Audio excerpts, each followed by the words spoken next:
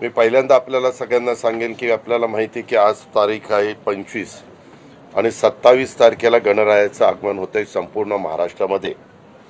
आणि ते आगमन होत असताना आम्ही दर महिन्याला पगार जो करतो, वेतन जे देतो, पेन्शन जे देतो ते 1 सप्टेंबरला देत असतो। म्हणजे ऑगस्ट महिना संपला की 1 सप्टेंबरला देतो, सप्टेंबर महिना संपला की 1 ऑक्टोबरला सप्टेंबर महिन्याचं वेतन देत असतो, निवृत्ती वेतन असेल किंवा वेतन असेल।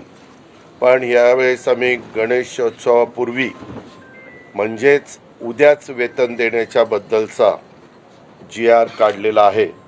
आणि आमच्या महाराष्ट्रातल्या तमाम जे वेतन महाराष्ट्र सरकारकडून दिलं जातं, अधिकाऱ्यांना, कर्मचाऱ्यांना, तसंच निवृत्ती वेतन दिलं जातं, जे आमचे पेन्शनधारक आहेत आणि कुटुंब निवृत्ती वेतन, हे सगळं आजच्या तारखेला म्हणजे 26 तारखेला हे त्यांच्या अकाउंटला जाईल आणि तशा पद्धतीचा GR आम्ही वित्त विभागाने काढलेला आहे। दुसरी गोष्ट,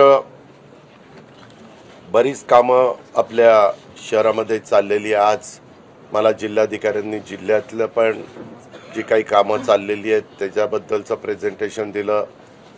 कोल्हापूर महानगरपालिकेच्या बद्दल पण आयुक्तांनी प्रेझेंटेशन दिलं। आमच्या इचलकरंजी महानगरपालिकेच्या आयुक्तांनी पण त्यांच्या कामाच्या संदर्भात काय समस्या आहेत आणि तिथल्या खासदार आमदारांनी पण तिथं काय अजून त्यांची अपेक्षा आहे ते सांगण्याचं काम केलं।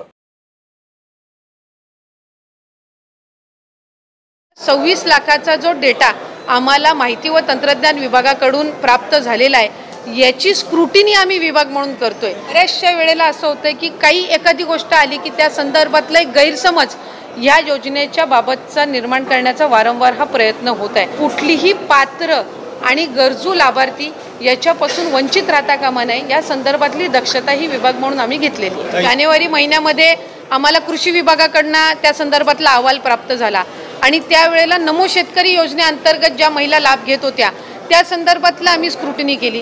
क्रॉस व्हेरिफिकेशन केल्यानंतर या 26 लाखामधले जे अपात्र असतील आणि पात्र असतील याचं व्हेरिफिकेशन होऊन त्या संदर्भातला निर्णय घेतला जाणार। इन्कम टॅक्सचा आम्ही केंद्राकडून डेटा मागितलेला आहे, तो ज्या वेळेला डेटा येईल त्यावेळेला त्याचंही आम्ही क्रॉस व्हेरिफिकेशन करणार। नक्की पुरुषांनी लाभ घेतलाय का त्या घरातल्या महिलेनी लाभ घेतलाय, फक्त अकाउंट त्या पुरुषाचं दिलेलं होतं, या संदर्भातलं क्रॉस व्हेरिफिकेशन झाल्याशिवाय त्या कन्क्लुजनला आपण येणं, कुठल्याही चुकीच्या व्यक्तीला याच्यामध्ये लाभ जाता कामा नये, या संदर्भातली ही प्रोसिजर आहे। स्क्रुटिनी ही साधारणपणे रुटीन प्रोसिजर आहे आणि ती होत राहणार आहे। त्याच्यामध्ये ह्या 26 लाखामध्ये असेही काही असतील जे पात्र असतील पण काही व्हेरिफिकेशनमध्ये त्यांच्या काही हे झालेलं असेल आणि जे अपात्र असतील त्यांचा लाभ हा थांबवण्यात येईल। चुकीचा लाभ घेतलेला असेल त्यांच्यावर योग्य ती कारवाई करून त्या संदर्भातली रिकव्हरीची भूमिका ही शासनाची आहे। हा 26 लाखाचा डेटा त्यांनी आम्हाला दिलेला आहे, हा अजून विभाग म्हणून आम्हाला क्रॉस व्हेरीफाय करणं आहे। आपल्याला कुठल्याही योजनेमध्ये त्या ठिकाणी चांगल्या पद्धतीने ती राबवायची आहे, लॉंग टर्म ती राबवायची आहे।